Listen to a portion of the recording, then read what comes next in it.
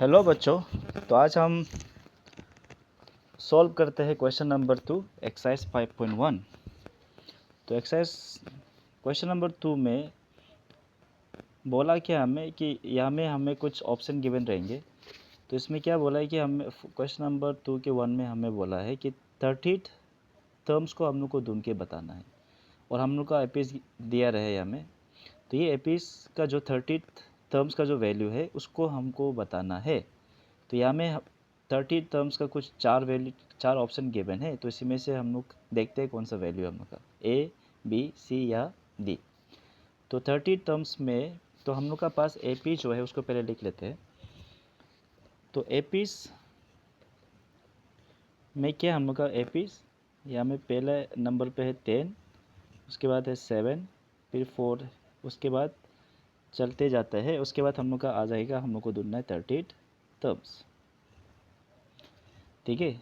तो अभी missing terms को फाइंड आउट करने के लिए हमको यूज़ करना है एन टर्म्स फॉर्मूला। अब एन टर्म्स फॉर्मूला के लिए जो जो ज़रूरी है उसको पहले ढूंढ लेते हैं। तो पहला है हम लोग का फर्स्ट टर्म, जिसको हम लोग ए से डिनोट करते हैं। तो ए का जो वैल्यू है वो क्या है हम लोग का यहाँ में 10। फिर हमें चाहिए कॉमन डिफरेंस जो कि डी से रिप्रेजेंट करेंगे हम। अब इसका निकालने का फॉर्मूला क्या है, A2 माइनस A1। अभी A2 यानी कि सेकेंड टर्म्स, A1 यानी कि फर्स्ट टर्म। अभी हमें सेकेंड टर्म्स में है हम लोग का 7, उसके बाद आएंगे साइन माइनस, उसके बाद क्या हम लोग का A1 हम लोग का फर्स्ट टर्म यानी कि 10। अभी दोनों को माइनस करने से हम लोग को मिलता है -3। तो ये हम लोग का कॉमन डिफरेंस जिसका वैल्यू आया हम लोग का -3। तो हमें हम लोग को निकालना 30 टर्म्स, तो उसको हम लोग लिखेंगे A30। ठीक है। तो अभी A30 को निकालने के लिए हम लोग को यूज़ करना है एन टर्म्स फॉर्मूला।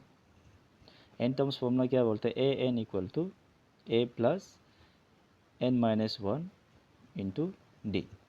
तो ये फॉर्मूला है हम लोग का एन टर्म्स फॉर्मूला। तो इसमें अभी हम लोग क्या करते हैं, यहाँ में जितना भी वैल्यूज है सबको इधर पुट डाउन करते हैं, तो हमें मिल जाएगा A30। अभी ए एन के जगह में आ जाएगा A30।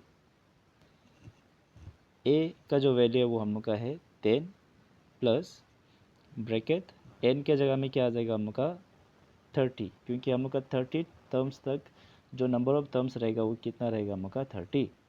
तो एन के जगह में लिखेंगे हम लोग 30 माइनस 1 ब्रैकेट क्लोज, उसके बाद हम लोग का इंटू कितना हम लोग का डी।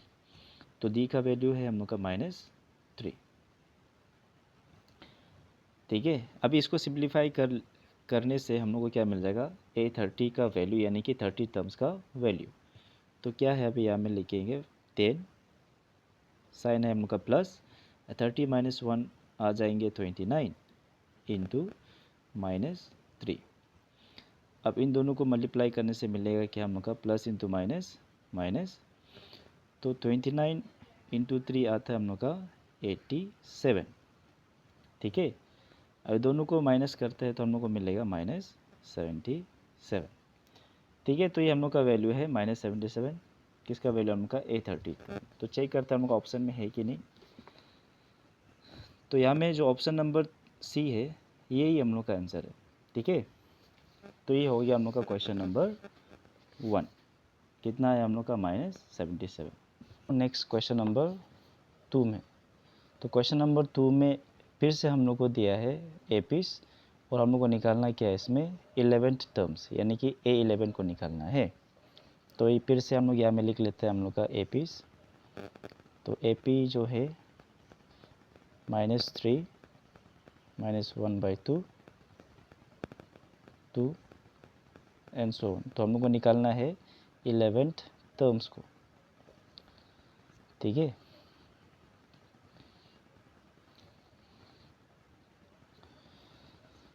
तो फिर से यहाँ में अब हमें यूज़ करना है nth टर्म्स फॉर्मूला।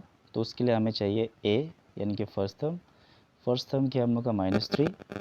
अभी निकालना है हमें तो कॉमन डिफरेंस। अभी कॉमन डिफरेंस का फॉर्मूला A2 माइनस A1।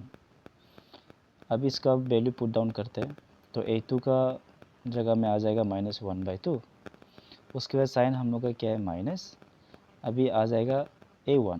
अभी A1 के जगह में क्या है -3।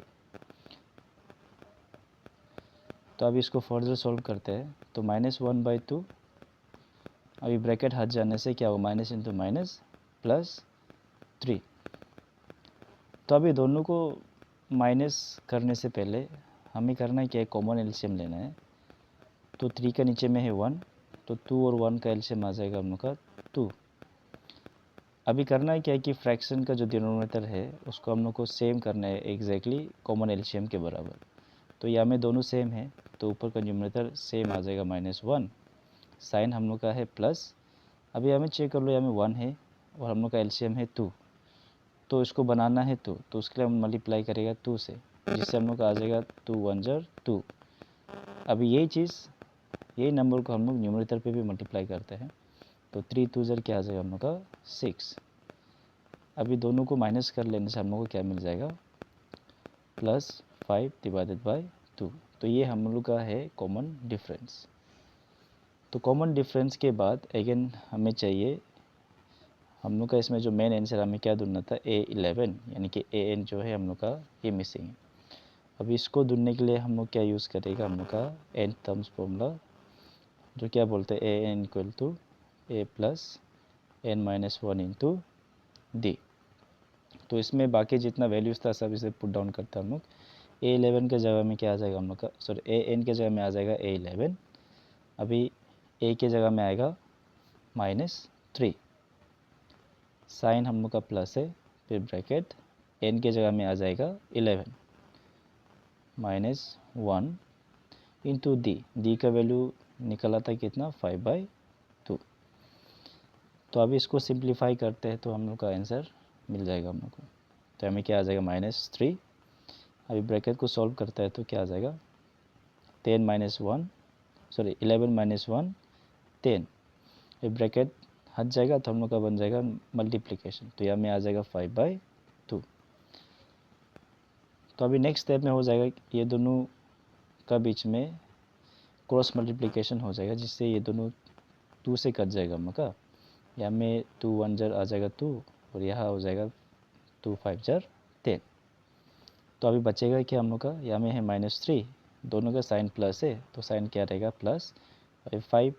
5 जार कितना आ जाएगा हम लोग का 25। तो अभी जिससे क्या होगा 25 और 3 के बीच में माइनस हो जाएगा हम लोग का। तो 25 में से अगर 3 माइनस करते तो हमें मिलते हैं 22 प्लस में, क्योंकि 25 के साइन प्लस है ना, तो इसका आंसर का साइन भी क्या हो जाएगा हम लोग का 22। तो ये है हम लोग का A11। तो चेक करते हैं अब 11 टर्म्स के जो वैल्यू है कितना हम लोग का 22। तो कौन सा ऑप्शन है चेक करते हैं हम लोग का। तो यहाँ में है सेकेंड का ऑप्शन है नंबर B।